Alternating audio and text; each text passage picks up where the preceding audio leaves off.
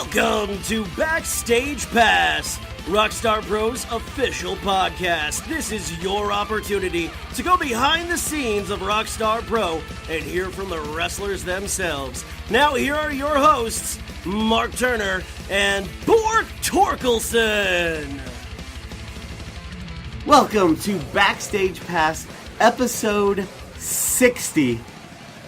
That's a big accomplishment. Yeah, it is. Shut up, I didn't say you could talk yet. I, of course, am Bork Torkleson, joined to my immediate left by Mark Turner. You can go now. I can go now? Mm-hmm. Hey, good to be here. Episode 60. Are we at senior citizen age yet? Is 60 I don't think senior so. citizen? I think Well, it's what is it, 65? 65? I think so. I don't know. It kind of changes It's a depending on... podcast based upon months, not years. Though. Well, it's still impressive. 60 episodes. Also, I mean, you may joining me downplay it. to the left of Mark Turner, the Iron Manager himself, JT Davidson. Let's just say it would be a really old dog. There Yes, we go. I There think we that's go. fair. Okay. Yeah, okay, so I get it. 12 months in a year, dog ages 7 years, the math. I need a calculator. Do you have a calculator? No. Oh, well, I always have one in my back pocket. So Oh my God. Okay, so I'm just going to go ahead. I've missed you guys. Yeah. Well, since you're here, we got to get a bit of a reaction from you. You found the contract in the Fanny Pack Championship. I did. Yeah. Fortunately, I didn't hold on to it long enough to check, but hey, there's a conspiracy against me. I can live with that. But you opened it up. You found inside that fanny pack a contract to challenge for the Rockstar Pro World Championship. Now, over the last couple weeks, you've asked Trey to sign this, and he's refused. I think it's something we got to address. It's the elephant in the room. Well, look, you're right. I did find the contract, and I do need Trey to sign it, but I want to make something clear to anybody that's listening to this. Trey is getting a bad rap right now, and I want to throw out there, I believe Trey has legitimate reasons, at least in his mind, why he will not sign this contract. But I want this. And if you've listened to anything I've said in the ring, I'll be honest with you, I feel like I need this. Mm-hmm. Okay?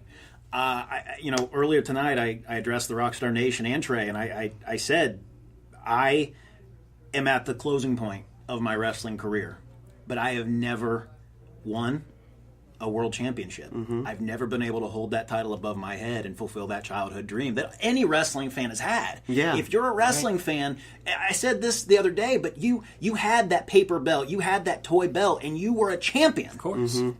I've never gotten to do that. Now, guys, it sounds like I'm greedy because I'm having still a very successful managing career. Right. But there's just that little voice in the back of my head. I've never been a champion. So I need Trey to do this. I'm asking him as a friend to sign it. And again, he has his reasons, but I'll be seeing him again this weekend.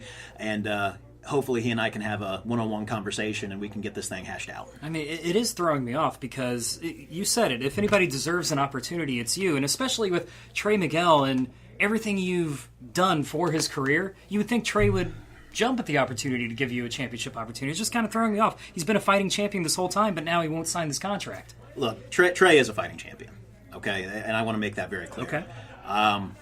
There have been some things that have happened in my personal life over the past year that I know concern him about going into this match. And I don't want to get into it here because I really worry that, look, whenever you have issues in your personal life, sometimes they can be used against you. Yeah. When it comes to getting bookings, when it comes to being employed. And I just don't want that to be an issue going forward. And Trey knows that. And all the boys really here who are aware of it have been very respectful of my personal life. Mm-hmm. And again, that's what Trey's trying to do. But I believe his judgment in this situation is a bit flawed. Well, maybe we should just leave it at that for now. And move on and talk. I'm glad we talked about it, yeah. But it's great to have JT back here. Let's lighten the mood a little bit. Let's have some fun, Absolutely. like old Let's times. do this. I love it. JT's here. This is a great time. You gonna interrupt me more? Or? No, I'll never interrupt you again. Go ahead. Okay, so but it's so good that JT is here. It's a great time, isn't it? I see what you did there. Okay. He's bright red. He is. He is bright red. He's furious. It doesn't go well with the purple.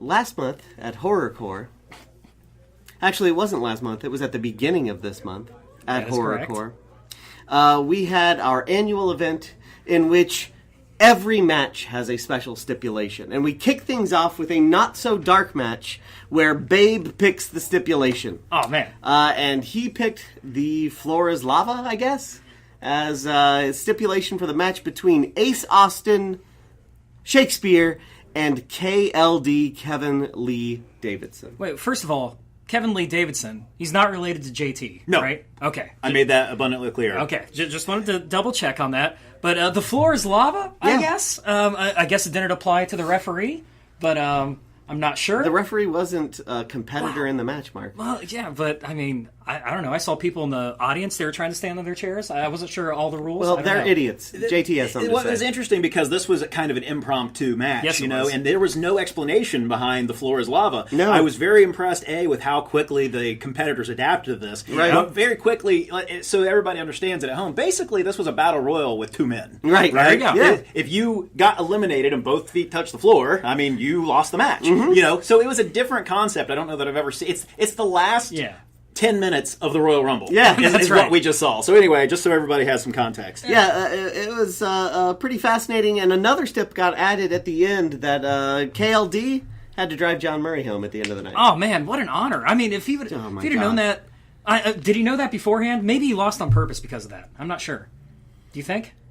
In our official opening contest, it was a casket match in which, unfortunately, Zachary Wentz defeated Clayton Jackson. What a matchup it was. I mean, these two, they've had excellent matches throughout the last few months. And Zachary Wentz, he defeated him in the casket match, and a big victory for him. And a lot of stuff has happened between you and Clay. Yeah, and let's Clay not- and Zach in the last few Yeah, weeks. let's not talk about that right now. Let's get through HorrorCore if All we right. could. Okay. All right, so we also had a house party match in which the foundation of Sid Fabulous and Pat the Bruiser defeated Donovan Danhausen and Pompano Joe at their own party. I don't know about you, JT, but I was just so disappointed that Pompano Joe and Donovan Danhausen did not win the house party match. I mean, the house party match is all about Pompano Joe. I mean, he loved it. He had the boombox out there. I'm sure he watched all the house party movies leading up to this, every single one of those films, because, you know, House Party 5 is the best one. What is your obsession with the house party movie? They're great films. They're excellent Films? films. Films, yes, they're films. Well, to your point, Mark, and I know you have a house party fetish, but again, very entertaining match. Again, probably didn't go the way most of us would have liked it to go, because you got to imagine the aftermath of a Pompano Joe Donovan Danhausen win would have Yeah. been a little more entertaining. Of course. They would have had so much fun. I was happy to see the foundation win. I'm sure you were. Of course you were.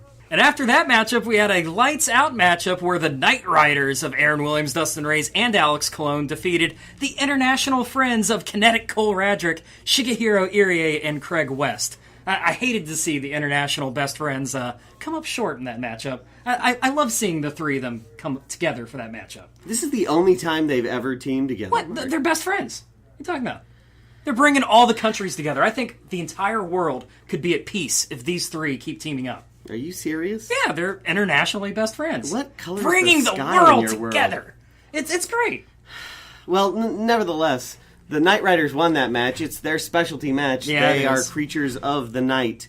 And yeah, Shiggy was apparently afraid of the dark, something we didn't know about Shigehiro I did Irie. not know that. I mean, I didn't know that either, but they made it abundantly clear at the beginning of this match that Yeah. he was afraid of the dark. And guys, I gotta wonder, had the lights been on, would there have been a different outcome in this Yeah. match? very true. I think there very well may have been.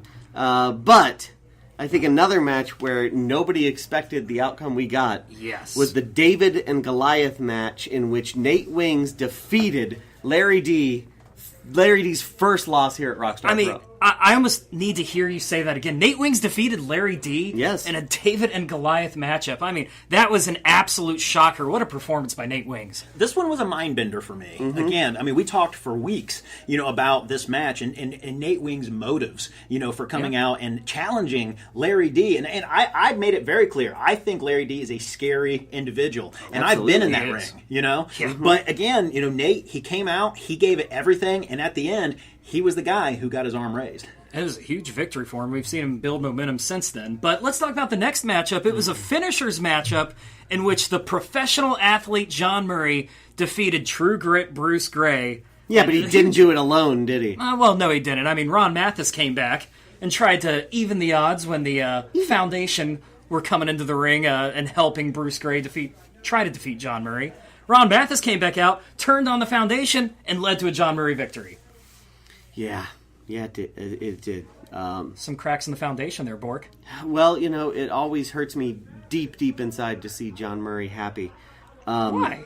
Just because you don't have happiness in your life doesn't mean... I have plenty of happiness Yeah? when John Murray's not around. Oh, okay. But yeah, Mathis comes back, it breaks my heart to see him actually helping John Murray. He hated John Murray. Yeah. I mean, him and John Murray, they've had their issues in the past, no doubt about it. Ron Mathis does refuse to shake John Murray's hand, though, so it's not like they become best friends. Yeah, far from that. Hopefully they'll stay that far apart, if not further. In a Monsters Brawl, we saw Big Michael Elgin make his Rockstar Pro debut in a match where he defeated Mecha Wolf, Mr. 450. I mean, I'll tell you what, JT, this was an honor to have this matchup on this card on that night. It was an honor to call that matchup. What a performance by both individuals. Absolutely, and a lot of fans calling that one the match of the night, Yeah. and I can't fault them for that. Again, me personally, I really enjoyed Larry D and Nate Wings, but again, what a match between Mike Elgin and Mr. 450. Just crazy. I mean, it was awesome to see Michael Elgin in the Rocsktar Pro Arena, something I've been personally waiting to see for a long time. It was a treat. Both guys so incredibly strong, but in the end, Michael Elgin came out on top.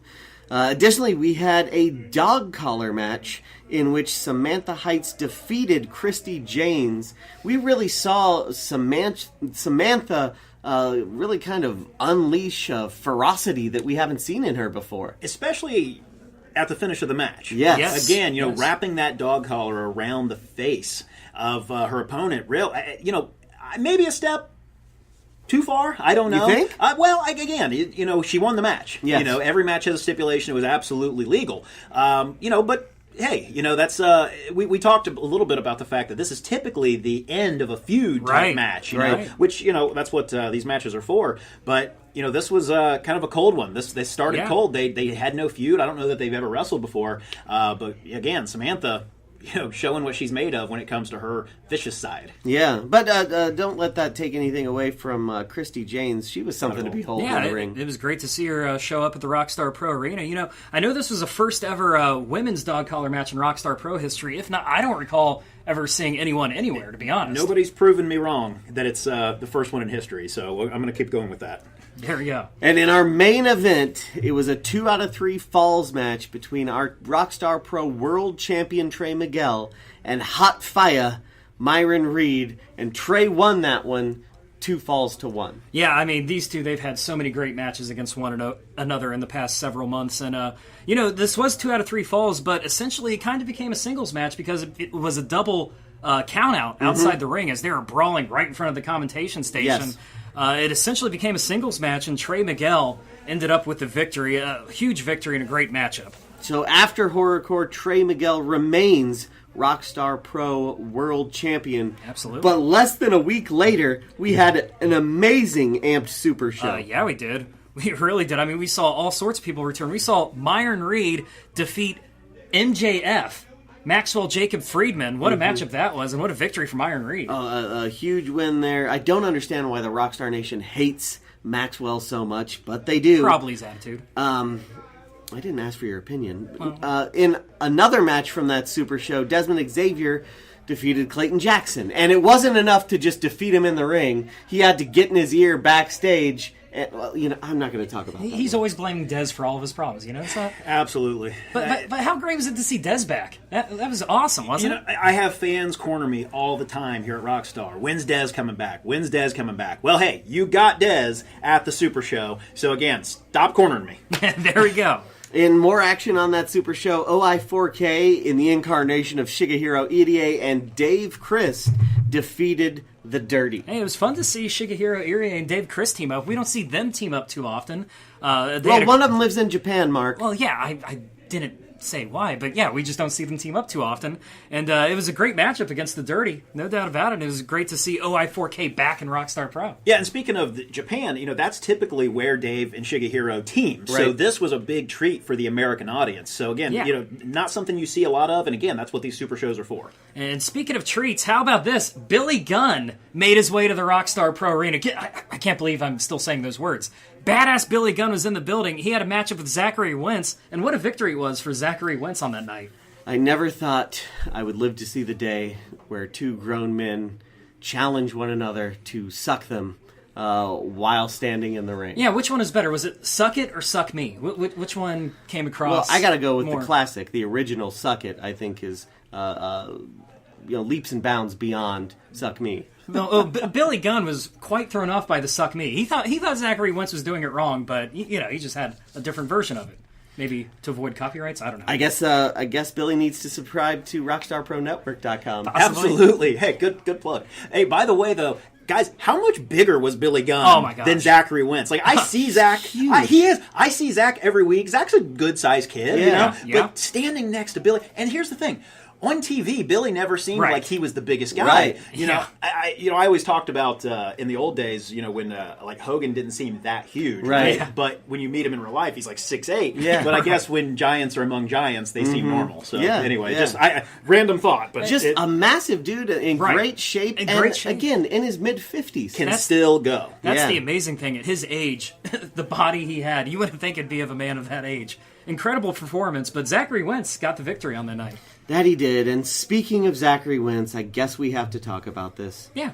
Bring it up. There are new Trios Championships here in Rockstar Pro, That is right. and also a new trio. Yeah, absolutely. Looks like a new trio's been formed. 3 young guns teaming up. Zachary Wentz, Myron Reed, and yes, Clayton Gaines Jackson. What a Yeah. trio this is. And Bork, I'm dying to hear your thoughts once again on this. My thoughts are, once again, Desmond Xavier has ruined my life. First he takes Zach away from me, now he takes Clay away from me. Takes him away from him. Yeah, we were the closest of friends. We did everything together, and Des comes back for a single night and ruins that. Hey, Mark, What? do you hear it? I think I hear it. I think I hear some music. What are you hearing, Mark? It sounds like the world's smallest violin over there, Bork. Oh, you nailed it. Yes. All right, you guys want to make fun of me, that's fine. I'm going to go ahead and throw it to the Spotlight segment, Oh, okay. Who do we got? where I think you're going to be amazed that I got someone very, very special. Oh, well, I can't wait. Well then, listen. It's time for the Rockstar Wrestler Spotlight. I promised something special, and I'm delivering. Joining us for the Backstage Pass Spotlight is Jake Crist himself. I don't even know how to introduce you anymore because the accolades are piling up. Accolades, that's the word I'm looking for, accolades. So, Jake Crist, thank you for being on the show. Thank you. I guess we can all just kind of agree that you are the booker man here at Rockstar Pro. I am the pencil, that's for sure. Yeah. So, let me just first off get a sense from you what it's been like these last few months. You've reached heights you haven't had before, like over 15 years into your career. So, what's it feel like to be where you are now? I feel blessed, to be Absolutely. completely honest. Never thought me wrestling on national TV on a weekly basis would ever happen, but here we are. Yeah. Loadable load. Like, look at David Jake Crist. We're rocking and rolling. We're Ohio versus everything. And, we're just staying true to who we are. Yeah. But new heights is definitely a good word. Yeah. Right there. That's not an understatement. It's took us long 15 years. Mm-hmm. But I'm actually glad it took us this long. You think you appreciate it more than if, it would have happened immediately? I don't know about that, but I know that we're ready There's no. It's all us. This is betting. This is putting everything out there. You know, we're definitely rolling the 7 with the dice. Yeah. Which has got to be a nice feeling, right? It's a great feeling. It's a great feeling. But like I said, we're staying humble, we're blessed, and we're staying true to who we are. Right, and that's something I think some of the Rockstar Nation may notice when they're here at Amped or at the pay-per-views. You know, whether you're seen in the ring or not, you have a significant influence here at Rockstar Pro. When you're here, every week you are calling the shots. But you may not be in the ring there. So I got to ask you, what makes you proudest when it comes to both your in-ring successes and right here at Rockstar Pro in kind of that more administrative or creative role? First of all, anybody that knows me knows that Rockstar's my baby. Mm-hmm. Once I took over full creative control and it was given up to me, I'd have to say I ran with that ball, and we've scored numerous touchdowns. Yeah, it comes from my head. It comes from my pencil. I write it down and, put the matches together, so on and so forth. But, I had to give credit where credit's due, and that's the team. That's the locker room. Yeah. The locker room, I feel like the biggest thing that was missing at Rockstar Pro Wrestling, when I came in as a performer, was there was no leader. Mm-hmm. So, once I took over that creative control, I felt the locker room knew that they had a leader, and they had a leader that they can get behind. And I'm actually glad they did, because not everything works. Yeah. Not a lot of things has been literally shit that I've thrown up against the wall and it's stuck. High Life comes to mind. Mm-hmm. Think about those two cats. Yeah. And where we're at today. Mm-hmm. I think those are two guys that was lost in the shuffle at the time. Mm-hmm. And I was pop up against the wall, and that shit just stuck. Yeah. It just stuck there. Well, I mean, it's a certain universal aspect to that, right? That I think was a perfect match with their personalities. A lot of it comes down to if you're friends or if you're enemies. There's a lot of stuff that goes on behind scenes. Yeah, a lot of people don't know that I actually do. But with those two guys, it was literally two guys that was kind of like yin and yang. Yeah. And they were just floating around. And I literally put them in a match to see if they would have chemistry, and lo and behold, they did. Yeah. There's a lot of stuff like that happens here. So where you're maybe testing the waters, seeing who works well together and so forth? More recent team that comes to mind that I did that with. And when I say shit, it doesn't, to those two guys, yeah, it's shit. But to the guys that I'm talking about now, Papano Joe and Donovan, those are two guys that kind of just put together, and they seem to have pretty decent chemistry as a tag, I think. Yeah. And I think, again, maybe what you saw that some other people didn't is, you've got a vet in Joe that lost, some steam when, some groups broke up and so forth. And then Donovan, who's got a lot of raw talent, but, maybe needs to be guided a little bit. Absolutely. Joe's been around as long as I have. Yeah. He is a tremendous hand. The only problem that I have with Papano Joe is he's never had different gear. It's always been the same. It's the gear. Get new gear, Joe. It's always been the same look, which is good, but I like to see people evolve. Yes. If you look at Rockstar as a whole, and you look at the people that were there at the beginning and through to now, it's you have to evolve your character. Yeah. If not, you just get lost in the shuffle because you got guys like Trey and Myron and even Cole Radrick. I think like Cole is very, very, very underrated, especially for the amount of time he's been in wrestling. Sure. He's only been wrestling for like 2 years. Yeah. And he is fantastic. And I'm definitely going to do my best to make sure he makes his goals. Yeah. Yeah. And I think that's kind of what Rockstar has become once you took over in that leadership position. People have, I think, found more unity here and found that it's a place for opportunities. You know, where if you blow it, you know, you're going to fall to the back of the line. But if you take advantage of opportunities, you're going to shoot, you know, to potential main event status.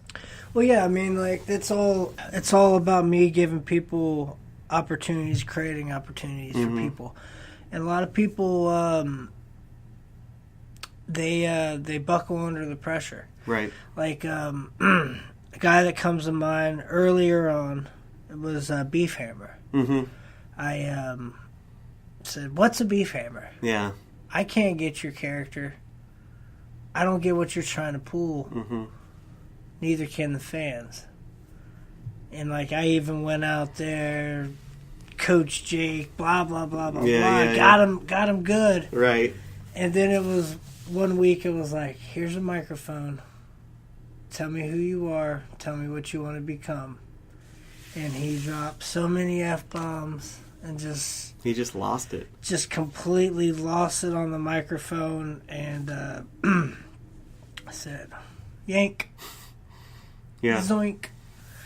That's following under the leader banner. You know, that at both sides of the fence that I'm a part of. I'm one of the boys, but I'm also office as well. Right. Recently, Jeremiah, we had to part ways with him as a company. Right. Because not only did he hurt one of the fans and insulted one of the fans in the parking lot, he was also on probation. Right. A lot of people didn't understand that he was on probation at the time. Took him off shows for a month. I was going to bring him back. It was going to be a great dog collar match with him and Samantha Heights. It was going to be fantastic. Right. I felt a lot of people was going to want to see that, and I was finally going to be able to sow that story that I've been telling forever. One of the longest stories we've had. Yeah. And it's had so many hiccups and so many bumps, and I've changed so many things. It's not because of the way I've written it. It's just because of people being dumbasses. And you have to be flexible enough to deal with that and take it in another direction, right? Absolutely. I spend a lot of time on the phone. Spend a lot of time just getting things situated and organized here at Rockstar. Like I pay attention to what people say on social media. I pay attention to the locker room and what each wrestler is saying on social media. Yeah. You know, that's why that storyline got ixnayed. It got cut off by the head was the Samantha Heights and Jeremiah story that we had going. And I felt everybody that came here on Wednesday believed that they were boyfriend and girlfriend because of the crazy stuff that they decided to do. Right. And the ring. Not I came, that they decided to do, knowing what their situations is outside. And it slipped that Sam and Kyle Maverick got engaged. Right. So, like, I've always said from day one that I'm not going to be one of those bookers that pulls the wool over the fans' eyes. Right. You know, like everybody that comes to this show, that's a part of this show, knows what this is. Knows what professional wrestling is as a whole. Yeah. Knows it's entertainment.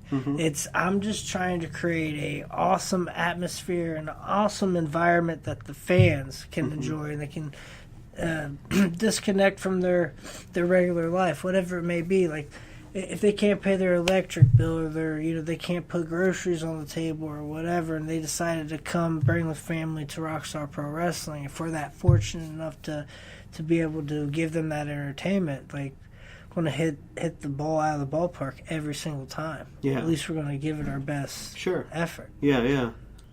So we know that kind of straight off there. I'm sorry. Well, no, that's the thing is I think that's what people appreciate is there's a level of honesty here. Yeah, I mean, like, if somebody's hurt, we tell you that they're hurt. Yeah, if they're straight up hurt, I'm gonna straight up tell you, hey, this person's hurt. Yeah. This person can't go. Like, there was a misunderstanding with me and Aaron Williams through text messaging and back and forth, and me and Chad felt like he wasn't giving his all here at Rockstar. And he was one of the guys that put this company on his back. Absolutely. When Dave and Jake and Sammy Callahan and Rich Swan and all those guys we weren't here yet. Him and Ron Mathis were two of the guys that put this company on their back and made it last until we got here. Absolutely. And with that being said, like, it's very hard to wrestle at the same place week in and week out and not get stale. But Aaron's one of those guys that has been the baddest man alive since Rockstar began, pretty much.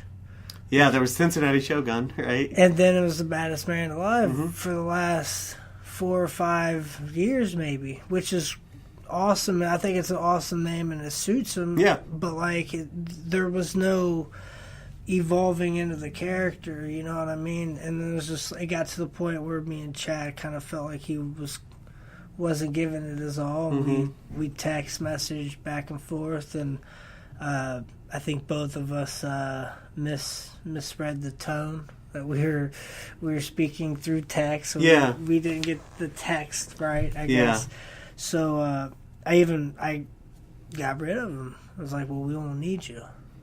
You know, because it was one of those situations that sucked.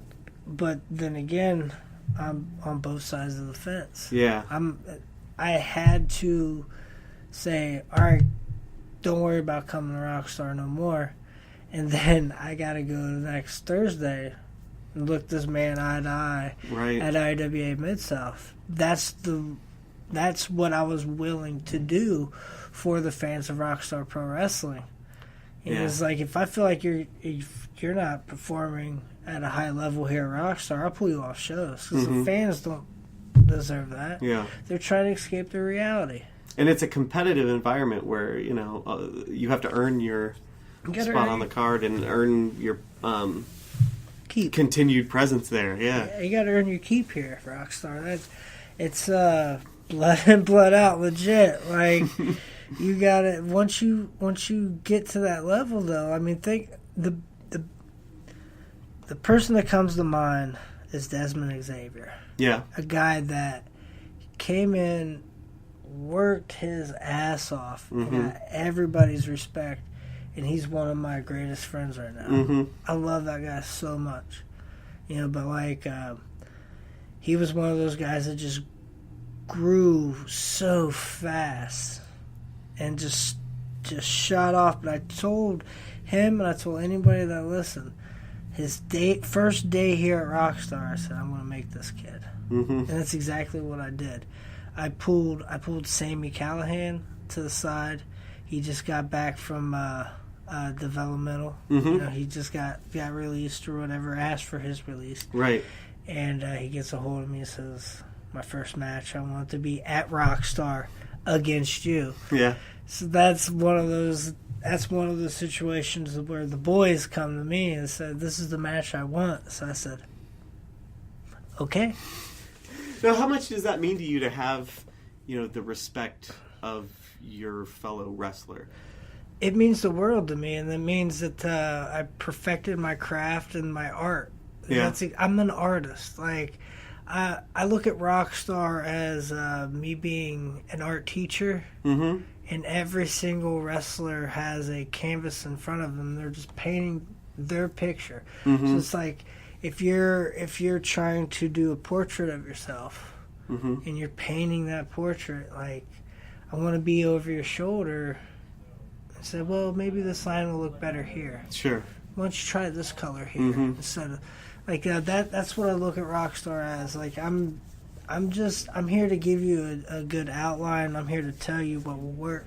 Mm-hmm. So let's work within those. Right. And some people I think catch on to that really quickly. Some take a little while, and some never really get it. Unfortunately, but it's a competitive business, as we said. It's very competitive. So, here's something I've been curious about for a while. We've had our ups and downs here at Rockstar, but I respect the hell out of you. So, what the hell is JML? I mean, I know it's a group of you guys, but what are you? What is this? We are family members. Okay. And we're all like-minded individuals that has a firm grasp on independent professional wrestling. Yeah. And we're just trying to set the example of just being a good person and being a phenomenal talent, phenomenal in the ring and outside the ring. Whatever you do or don't do, that's what the members of JML, I'd say we're all just like-minded. We all want to go out there and kill it. We all want to go out there and have the best match on the show. And if we're all in the same match, whoo! Check out Wrestle Circus. That's all JML members. Yeah. That 6-man, it was off the chain. But straight up, that's what JML is. As far as the initials, are you trying to figure out what JML stands for? You can tell us if you want. I can tell you what JML stands for to me, John Murray love. Well, my feelings about John Murray. So, and if you believe that, then I think you need to get out the room. Well, I know John Murray has some weird hold over the Rockstar Nation, and gets in their heads. I don't know what he's done, but he has some weird grasp on everyone he comes to touch. Anyone that he comes in their life, and he ends up touching their life in some way. Yeah. Is blessed for John Murray. With John Murray, because here's the biggest thing that I can remember from all the way back to high school. Yeah. He's the only man that I could remember that everyone remembers his first and last name. Oh yeah. I never thought about that before. All the way since back to high school. Always introduced He's always John been Murray. John Murray. Huh. It's my dude John Murray. It's my fat dude that can do flips. His name's John Murray. It's just, isn't that crazy? That is wild. And He's always been like that too. Since I can remember. How cool is that? It's cool. It's a little less cool because it's John Murray. Well, yeah, because he's a fat piece of shit. Well, yeah, I mean, he touched me in a special way. Whoa! Thumb up the butt. Oh, yeah, I remember that. Sorry about that. Yeah, That was one of your guys' ideas. Yeah, so, pending lawsuit, maybe, but again, that would be against the individual. Let's talk titles a little bit. You're a former Rockstar Pro World Champion. How do you feel about Trey's position refusing to take on JT? That's something that JT and Trey in the next coming weeks. So I'm sure it's going to come to head, and everyone will know why Trey is ducking or doesn't want this match with JT. It's obviously not because he's afraid of JT. I mean, because he's wrestling Homicide. And now, I mean, come on, he's putting the title on the line, and I'm gonna be a Gangsta Forever in a 3-way. We actually have 2 3-ways. Yes. That night because it wasn't scheduled that way. That's how crazy and wild Rockstar is. Well, Shigehiro beat the champ. He had a good point. He deserved it. But with that being said, I think once Trey gets over this little JT mess and situation, I think he's going to have a tremendous run. But he just has to get there first. Yeah. He's wrestling. I mean, he's. I'm sure JT, because I know JT just as well as I think anybody in this world. Yeah. We spend many hours on the road together. Right. But with that being said, JT will get his title shot because it's just the way he is as an individual. Yeah. He's not going to stop. No.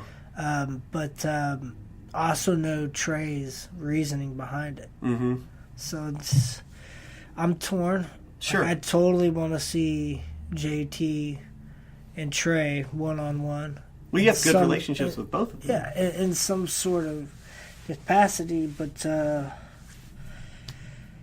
it's got to be under the right circumstances. Okay. Yeah. If that makes any sense. I see what you're getting at. But and that's something JT and Trey are going to have to get off their chest, and that's what I do here at Rockstar as the art teacher of the class. If I see two individuals not liking each other, I'll poke that bear. Yeah. I'll poke it with a stick, Yeah. even outside of cameras being on. You know, like I'll make sure the feathers are ruffled, Right. in situations. You know, like I'll go over there and nudge JT and be like, "Bro, can you believe? Look at the way Trey's out there holding that microphone and talking to the mic. You know what that? This is your house." Well, Yeah. you know, just little stuff like that to get the fire going. You know, and and like with we spoke about John Murray. Think about John Murray and Ron Mathis. They're little, like, I don't know if they're a team or if they're... Yeah, I'm not. Mathis won't say anything. If they're... what's going on there, if Yeah. they're against each other. I know I have them in a three-way at Imma Be a Gangsta Forever Right. against Bruce, because Bruce and John Murray has probably the longest feud going in Rockstar. Yeah. Like, it's been probably two and a half, 3 it's years. got to be. in the- I mean, that's a significant history. You know, It's- they were the first tag team champs. And and to be completely honest, coming back full circle of throwing shit on the wall, those are two guys that I actually just threw up against the wall, and look at them now. Yeah, yeah. They're John Murray, I think, is the most beloved superstar we have here at Rockstar. Yeah, If we and he have keeps making all these superstars. best friends with all these legends. Well, yeah, I mean, think about it. And he's pretty much wrestled in ECW now. Yeah, yeah. I think New Jack would have completed that, but Yeah. you know, But, I you don't know know- if Murray would have gotten a shot at New Jack anyway. New Jack was going to be fun. Yeah, so that's you know, something I thought we could maybe talk about too. You know, how does it feel? What sort of position does it put you in? You know, when you're building hype for something, advertising something, and it falls through. Somebody has to cancel. I mean, I feel like Homicide was a pretty inspired choice after the disappointment of learning New Jack couldn't make it. When I heard New Jack couldn't make it, I was just like, damn. Yeah. Because we had his face on the flyer. Yeah. The name is... I'm gonna be a gangster forever. And when you think of all of professional wrestling, if you could bring one gangsta to a show and it's going to be named I'm gonna be a gangster forever, who you going to bring? Who you going to get? Yeah. We're going to get New Jack. Yeah. It's an ECW town. Everybody that lives in this area or has ever been to Dayton knows that we're an ECW town through and through. Yeah. ECW has such a hold over this town. We could bring in Tommy Dreamer, Sandman, like Rhino. Mm-hmm. Like, the who's who of ECW has been through here. Right. And it's always a great draw. Always. So, like, I felt New Jack was going to be great. And the things I had planned for New Jack is he wasn't going to be in a professional wrestling match. Right. you're gonna hear the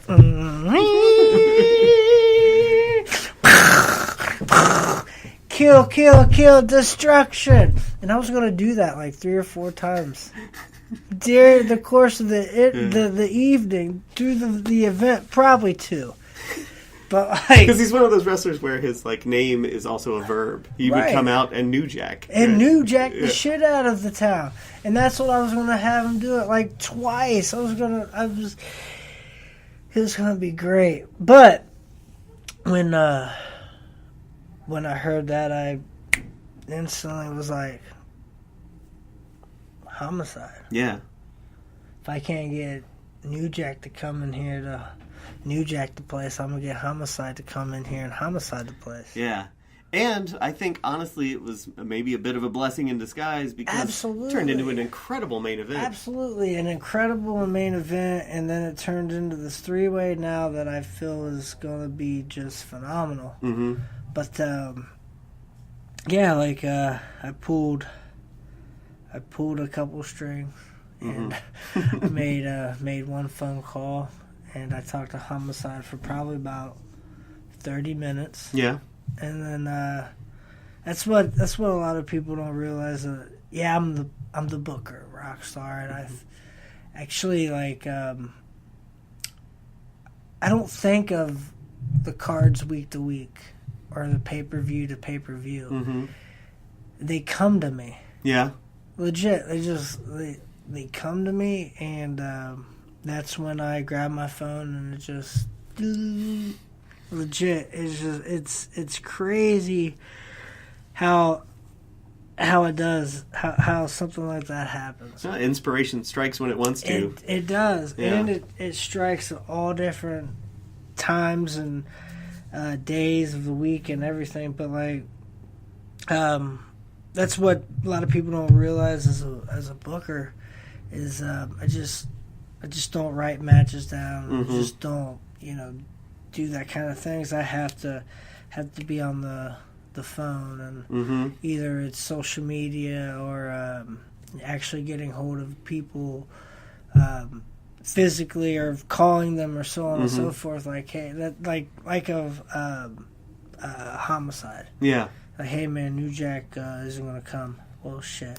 All right, let me get off here and I'll call Homicide. Mm-hmm. That's what like a lot of my stuff. I use my name and my clout in this business for the last 15 years. Right. That I pull out all the stops. That's why I feel like Rockstar is a pretty good rising indie company. Yeah. Week to week, and like I actually we're not rising anymore. Yeah, well, we are rising. We're still rising, but like, I feel like we've solidified our status in independent wrestling. Yeah. To where I don't feel like we're known as an upstart rising company any longer. Does that make sense? Yeah, absolutely. There are people in other countries who are very familiar with our stuff. Absolutely. Like with us going the direction of just doing the network stuff and actually getting away from the grasp that some TV networks had on us. Right. Terminating and eliminating those factors, I feel, is going to be tremendous for Rockstar. We're more focused, I think. Absolutely. That's everything's coming together. The creative aspect, the pool of talent. The people who come sometimes, the people who are here every week, and like I said, there's that competitiveness amongst people where everybody wants to, put on the best show they can. Yeah, you're absolutely right, and it's again me tipping the hat to the locker room. Mm-hmm. It's legit. Like they take tremendous direction. Mm-hmm. It's like I have my hand in every single match. Mm-hmm. You know what it's like working for me. To be honest, like people just call me the boss if they want.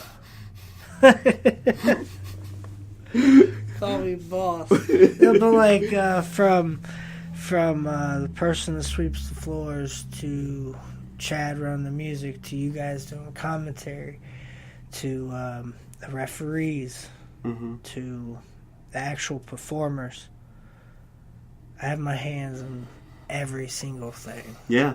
here at Rockstar. I can attest to that. Even if I'm not here physically in the building and we have a show, it's still like I've said this time and time again. I'm not a rock star. I'm the rock star. Yeah, I mean, I can't deny that. I jumped on that train as soon as I got the opportunity to, as you well know. Actually, I want to get back real quick. We started talking about titles. We talked about Trey and JT. The Fanny Pack champion, obviously, if our viewers are not, or listeners are not aware, JT found inside that Fanny Pack championship the contract to challenge for the Rockstar Pro World Championship. The whole time. I didn't have long enough to even open it. Your brother pinned me against that wall. Okay, like, if people actually, like, on paper looked at the champions that's held the Fanny Pack, it's unbelievable. The talent. Talent that we got to hold a Fanny Pack championship is unbelievable. Yeah. But can I tell you where I got the inspiration for the Fanny Pack? Please. Okay, the Fanny Pack championship was originally, it was a stupid idea I had, and I pretty much just brought to life. As an IWA Mid-South show, it was me and Myron Reed. I looked over in the locker room, and I saw his fanny pack. Mm-hmm. And, like, I've never been one to wear a fanny pack. Like, right. My brother got on the board. Like, there's a lot of people. It's back. Yes. I don't know how. It is back. It's not my thing, It's not saying I'm against it, because I've got a lot of, like, my best friend wears a fanny pack, but, like, it's just not my thing. Sure. But I looked over the locker room and I saw this beautiful fanny pack that was a WWE Championship belt fanny pack. Mm-hmm. And I started taking pictures with it. And they just got funnier and funnier and funnier. Like, 24/7 rules. I beat Myron Reed at Myron Reed for his championship, and it's like me holding it. And he's like holding his head, like, oh my God, no, he won. And then one weekend we passed it around. It was like me, Sammy, it was the kid, Chris. Like there was or Johnny Ruckus. I know him by Chris. Sorry, Chris. Sorry, Chris Moore. Sorry, bud. It's all right. I like the publicity. But we passed it around a bunch, and I looked at Sammy and I was like, bro, I'm gonna bring the 24/7 rules back to Rockstar Pro Wrestling. I actually tried to. I tried to create that earlier in Rockstar with the Lucha Core. Yeah. I had it bounce around week to week to week to week to week. And the reason why it didn't end up going that direction is because I felt like the fans were shitting on it.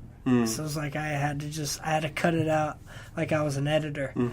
So like I cut it out like it was an edit, and then once I kind of built this online thing, like with pictures with me and Myron, and then the fanny pack changing hands and so on and so forth. It was like, I think people will get behind this.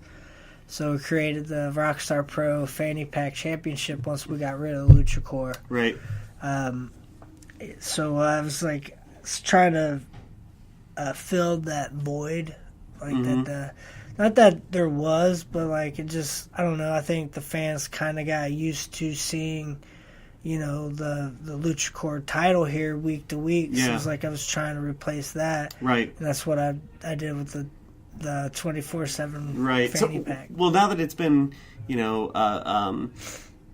discovered that there's the contract inside and JT has signed on the dotted line, is that it for the title? Will the Fanny Pack Championship come back? I think you'll see the Fanny Pack Championship come back like like once a year. You know, Okay. kind of like a like a Money in the Bank. Okay. I think more like the average wrestling fan knows what that means. So Sure. I think we'll just go with that verbiage. Yeah. You know, it'll be like more of like our Money in the Bank type thing. I'm not saying it's going to be a ladder match, Right.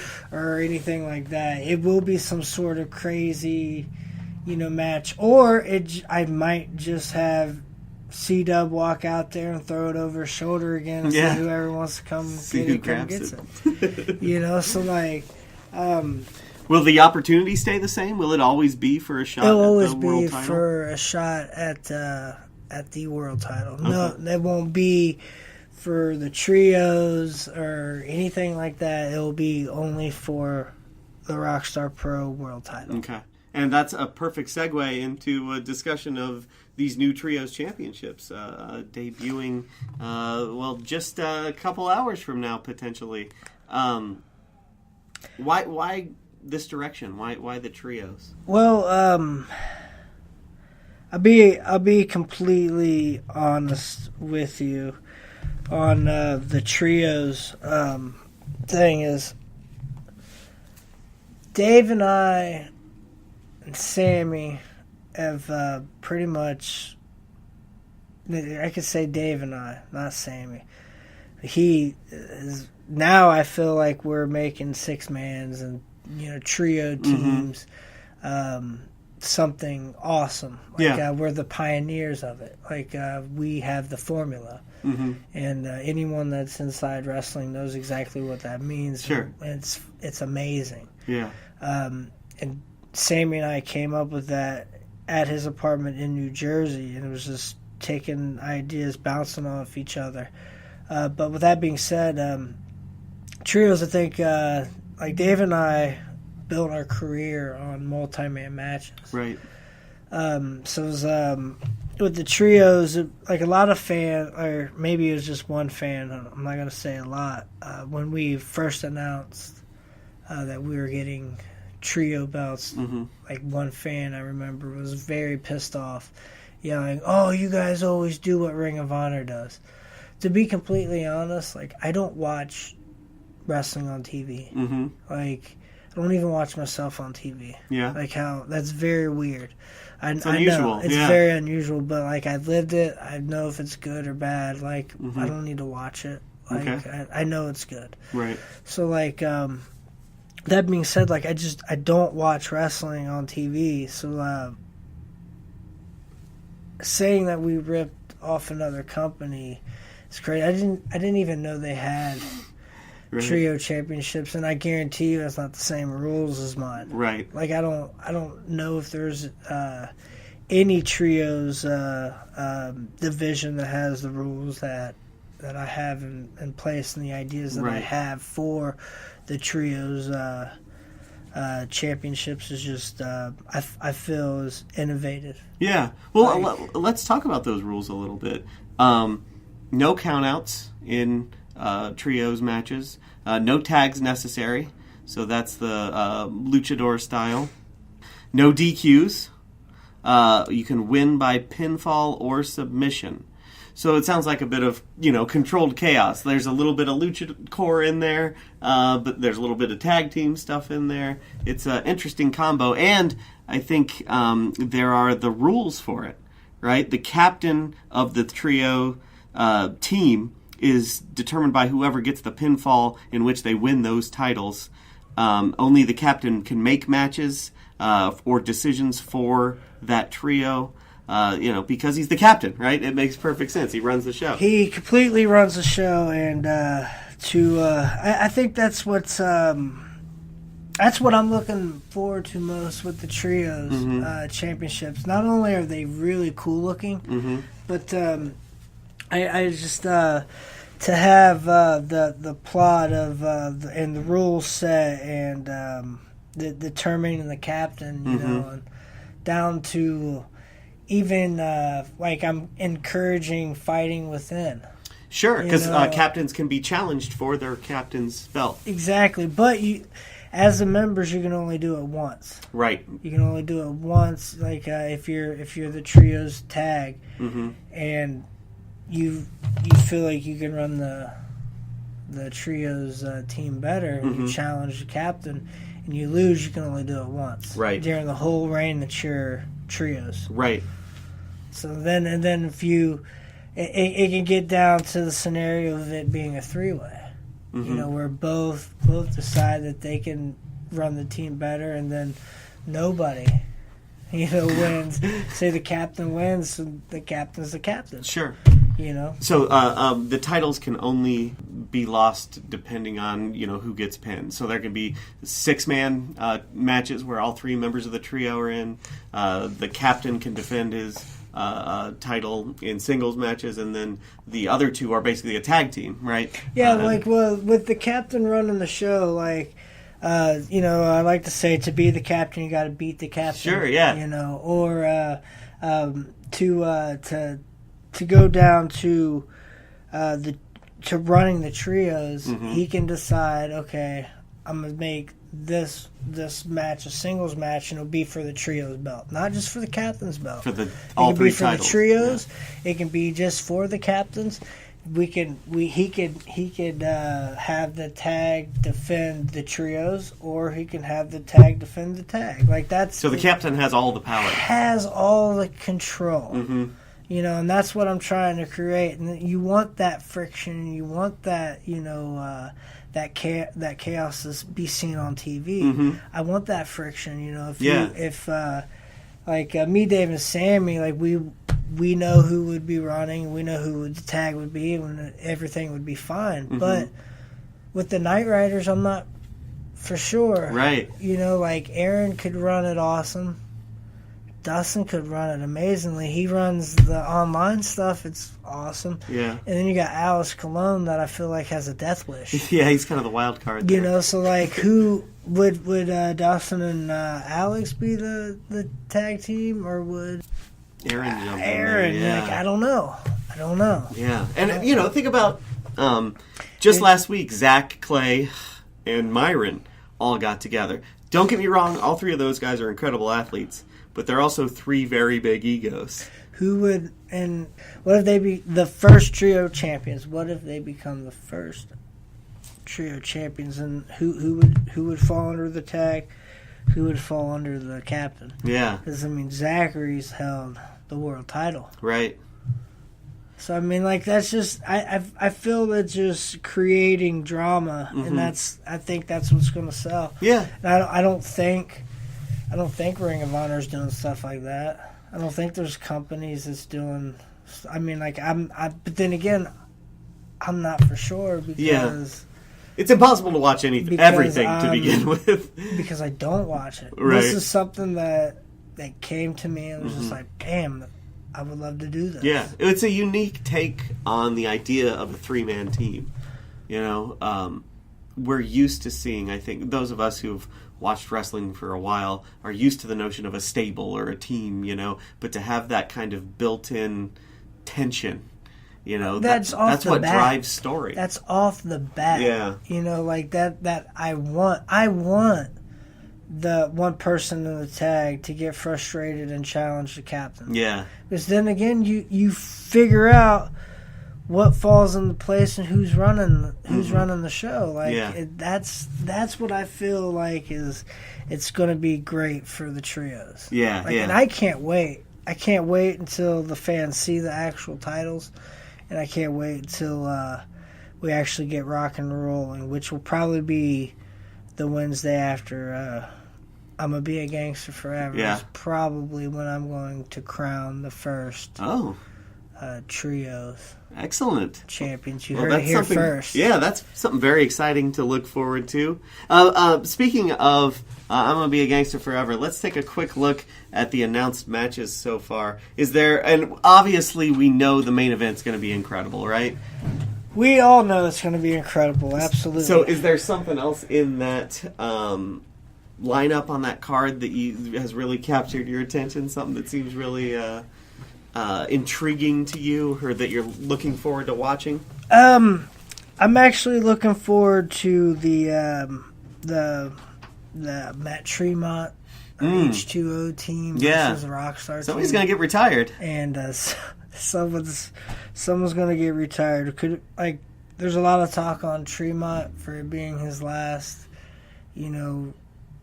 days in professional wrestling. I don't know. That's just what I've heard. The rumors, around indie wrestling. Yeah. So I feel this is a really good opportunity to capitalize on that. And who knows? Who knows who's going to retire? Right, and who, let's face it, Michael, how can I say this politely? Maybe not the sharpest crayon in the box. Who knows who he might pick to be on Team Rockstar, right? I mean, that's an interesting gambit in and of itself. Well, I'm sure he's got some decent people in mind. Yeah. He knows violence, so I think he'll know who to get on that team. Yeah, I mean, I could tell you. Well, no, I can reveal it if you want. It's fine. If that's okay with you, I'd love to hear it.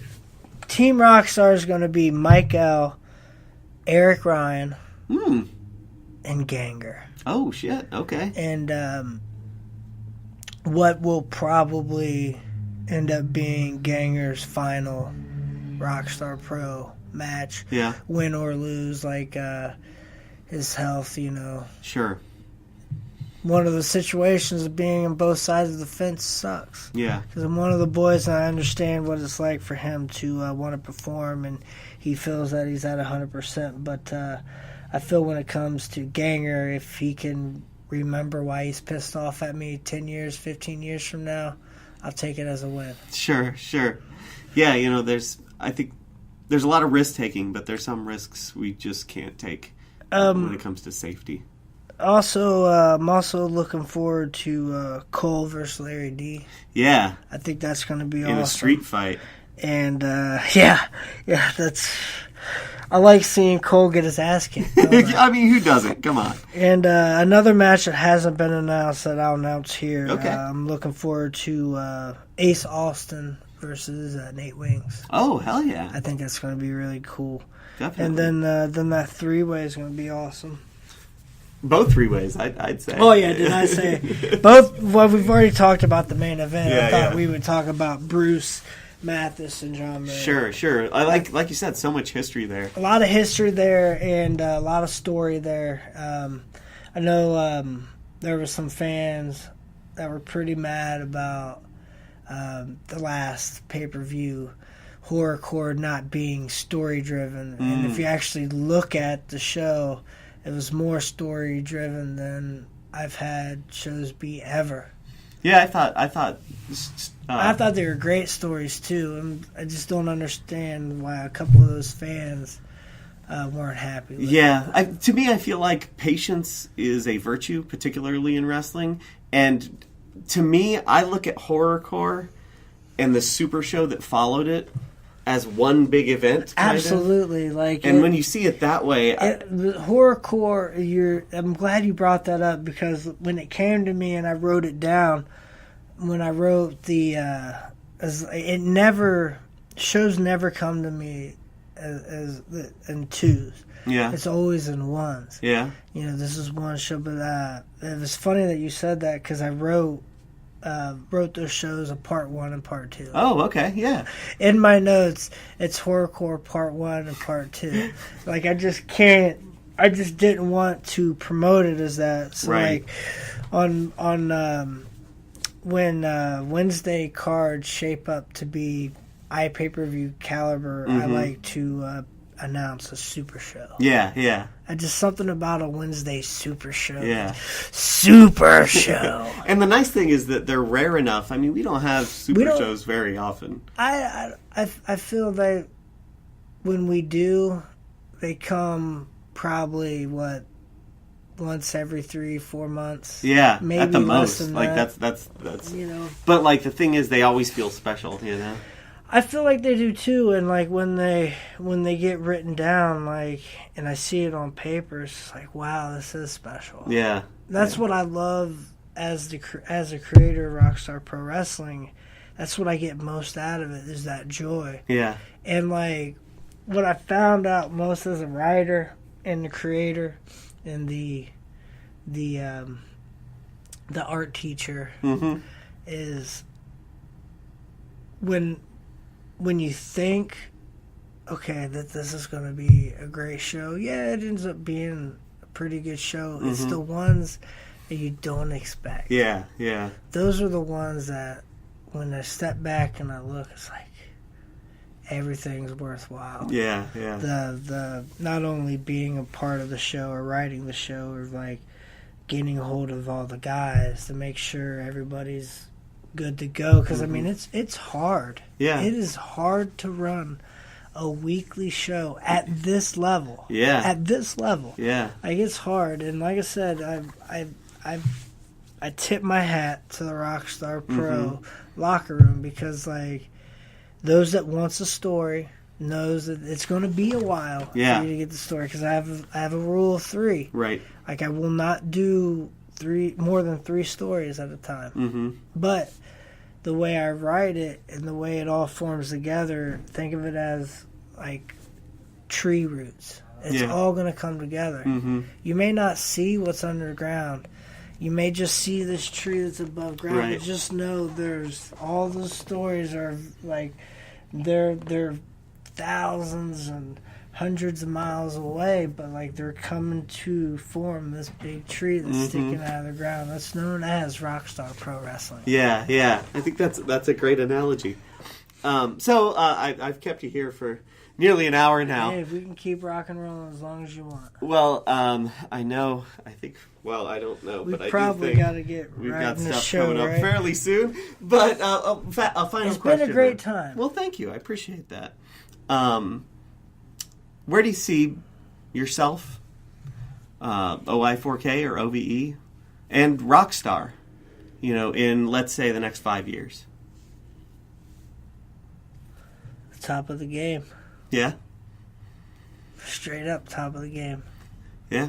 You got to believe it to achieve it, right? That's where I see, like, I want to take not only my career, my brother's career, like we're gonna take this company as a whole to different heights, to different statuses. Yeah. The things that we have planned, our 5-year plan for Dayton wrestling is tremendous. And I can't wait for it all to unfold. Yeah. And it's going to be tremendous. I can't wait to have the smile on my face when it all comes to head. Yeah. And when everything gets revealed and unraveled, like, we got big plans. Yeah. I'm real excited, and, we've done something I think really special here at Rockstar so far, and I can't wait to see where it goes. It's going to be great. So thank you very much once again, Jake Crist. I appreciate having you here. I appreciate being here, and let's do it some other time. Okay. Thank you. Maybe 120. 120? Every 60 episodes? Oh, shit. That would be 60 months from now. That's 5 years. Had enough Backstage Pass? Too bad! Here's more! Wow, Bork, you seem like an entirely different person when you're talking to Jake Crist. Well, I mean, what's the deal with that? It's different when you're around a genius, Mark. I mean, he kind of puts me at ease. Well, I guess that's good. And by the way, I thought, why weren't we invited to that interview? Well, again, what happened? I tell you guys when to be here. I understand JT's a very busy man. I don't know what the hell you're doing, Mark, but you don't show up on time. I didn't. I showed up on time. You missed an hour-long interview. It was with very long. One of the greatest wrestlers in the world and a very important man here at Rockstar Pro. I wish I was a part of it. Yeah, me too. But you weren't. So let's go ahead. Do you have my correct number? Yes. Why don't you give it to our fans? No, maybe another time. Yeah, that's what I thought. 555. Right, hey, that's not real. 867-5309. That's what it is. Okay. Are you done with the 30-year-old references? Channy. Apparently not. So, I love you, Mark. at least someone does. Thank you, JT. Friday, November 3rd, it's Imma Be a Gangsta Forever. And it's going to be one hell of a card. Why don't you start us off, Mark? Absolutely. I mean, I love that title. I love the title. Imma Be a Gangsta Forever. Does it sound cool coming out of my mouth? I feel hip when I say it. I feel hip. What do you think, JT? Again. I feel that no one on our commentary staff should ever say it with that inflection. With that? Okay. I feel hip? No, not working. Anyway, guys, I'm literally the whitest guy here, so I'm going to be a gangster forever. There It'll be you a go. wonderful iPay-per-view event. Hey, the white mystery strikes again, everybody. Indeed. There he is. Can we talk about the goddamn Okay, card, please? let's get to it. I mean, so many great matches. I mean, we have Nate Wings off of his impressive win over Larry D. He's been on a tear ever since, going one-on-one against Ace Austin Shakespeare. And what a great high-flying matchup that's going to be. A little too long, but you're getting closer. man, And this keep is a working massive each week. change of pace for Nate after facing Larry D at Horrorcore. I think he's going to face a very different opponent in Ace Austin. Yeah, you kidding me? It's completely different. But I'm sure Nate Wings can adjust. This is the type of style he's used to right here. And then the first of 2 triple threat matchups. This one has a lot of history to it, Bork. It is the professional athlete John Murray facing off against True Grit Bruce Gray and Big Daddy Ron. No. White Trash Messiah. Okay, Ron Mathis. So this matchup has a lot of history to it, Bork. This is going to be really interesting. Absolutely. I mean, John Murray and Bruce Gray were the first Rockstar Pro Tag Team They champions. certainly were. In more recent history, Mathis and Gray were as close as two Yes. people could be as the leading members of the foundation. Traveling the roads together from Chillicothe, yeah. And I thought that Mathis hated Murray, everything he stood for, but the last few weeks have shown that he'll at least put up with John Murray. Well, yeah, somewhat. But we also saw a bit of an interaction on Amped tonight where Ron Mathis thought that John Murray ran into him, but it was Bruce Gray that shoved him into him. But this could go in any direction. I'm not even sure who has the advantage in this one, to be honest. But it's going to be very interesting, no question about it. Yeah, for sure. And speaking of interesting, we also have Island of Deathmatch. Oh, what was that? In which Rockstar will have a team, H2O will have a team. Rockstars will be led by Michael, That's right. and H2Os will be led by the bulldozer, Matt Tremont. Always great to see Matt Tremont at the Rocsktar Pro Arena. But the added wrinkle to this matchup is I believe the losing team, the captain, is forced to retire from that team? That is correct. Wow. It will either be Michael's last match or Matt Tremont's final match. Guys, I don't even know what to say about this. Obviously, Yeah. we've been a little bit absent when it comes to H2O and Right. the goings on there. But what a stipulation! This is, Yeah. It doesn't get any more personal than that when you are basically forcing someone else to retire. Right, and Michael putting his career on the line. Yeah. This is his one thing that he wants. He wants to be responsible for the bulldozer's retirement. But it goes a little deeper than that. I spoke to Miguel a little bit, backstage, and he basically said, "Look, Tremont has lived his dream. Mm-hmm. He went to Japan. He wrestled Onita, right, which is huge. And I personally am so happy for Matt. Yeah. But Miguel basically said, "Look, I want to live my dream, and if I can knock off a guy the caliber of Matt Tremont, that's going to put me on the map." That's a way to get your name noticed, no question about it. So that's going to be a very fascinating multi-man match there. But when we go back to one-on-one action, there's going to be a Dayton street fight between the legendary Larry D and kinetic Cole Radrick. Guys, Cole Radrick is in trouble. Yeah, to say the least. I mean, Larry D, we talked earlier about that loss Larry D had to Nate Wings, and basically he has taken out all of that frustration of that loss that nobody expected completely on Cole Radrick. And that spells trouble for Cole. Absolutely, but guys, we've seen Larry upset once here before. It's true. I'm not saying that this is a great spot for Cole to be in, but hey, Nate Wings came out with his hand raised. Stranger things have happened. Maybe Cole Radrick gets his hand raised as well. I mean, it's a fair point, but that was David versus Goliath. This is a Dayton street fight. That's true. Radrick, I think, accepted this match without thinking of the potential consequences, the potential outcomes. He may never be the same after this Dayton street fight. It could be very bad for Cole Radrick, but at the same time, Cole Radrick, he's a guy that's used to fighting uphill battles. He always faces death head-on in matches. One of his best characteristics is his ability to fight through all sorts of adversity, and he's going to need that and then some against Larry D. Yeah, he'll be facing all sorts of adversity, that's for damn sure. We do have a women's contest between Lost Girl Samantha Heights and the future of women's wrestling, Hudson Envy. Yeah, that's quite the nickname there for Hudson Envy. Yeah, I can't wait to see what Hudson Envy has against Samantha Heights. We've seen Sam go through everybody that comes through here in Rockstar Pro, including Men and women alike. Absolutely, including that awesome dog collar match we saw at Horrorcore. I can't wait to see this matchup as well at Imma Be a Gangsta Forever. Hip. I'm going to be a gangster forever. Ah, there we go. That's almost as white as JP. But, Almost. guys, we have one last match to talk about. And that is the Rockstar Pro World Championship match. It will be a triple threat between our current champion, the Fresh Prince of Midair, Trey Miguel, and Space Beast Shigehiro Irie, and the Notorious 187, Homicide. Oh, man, what a match this is going to be. I can't wait for this one at all. I was very excited for it when it was Trey Miguel versus the Notorious 187 Homicide in a singles matchup, and now you throw Shigehiro Irie into the mix. I mean, this is going to be a brutal matchup, no doubt about it. There's so many things that can happen in this match. And again, that's the thing with a triple threat is Trey doesn't necessarily have to be pinned to lose his championship. I think that's important to throw out. But again, a guy like Homicide, guys, I've been in the ring with Homicide. Oh. I have felt his fork in my forehead. I hope Trey knows what he's getting into with this one. I mean, Homicide, you know more than anybody, JT. One of the most dangerous competitors in all of professional wrestling. Plus, we already know that Shigehiro can beat Trey. It's happened before. True. Right. So this match, I think, going to be the biggest challenge Trey has faced as Rockstar Pro World Champion. It very well could be, especially with that demanding schedule he's had as the Rockstar Pro World Champion. I can't wait for this matchup. It's going to be great. It's going to be a great night altogether. I'm going to be a gangsta forever. I'm going to be a gangster forever.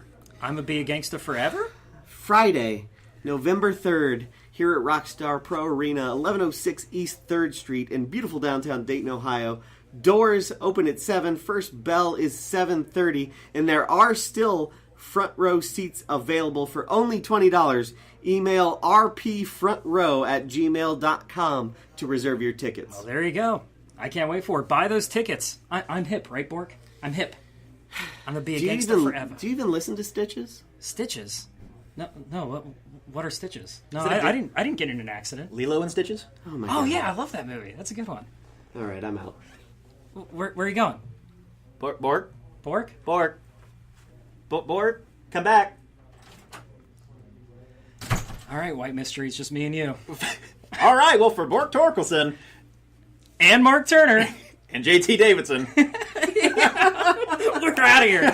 We need Bork. We don't know how to sign out. That's all for this episode. Be sure to come back for another edition of Backstage Pass, Rockstar Pro Wrestling's official podcast. I'ma be a gangster forever. I'ma be a gangster forever. I'ma be a gangster forever. I'ma be a gangster forever. I'ma be a gangster that's forever.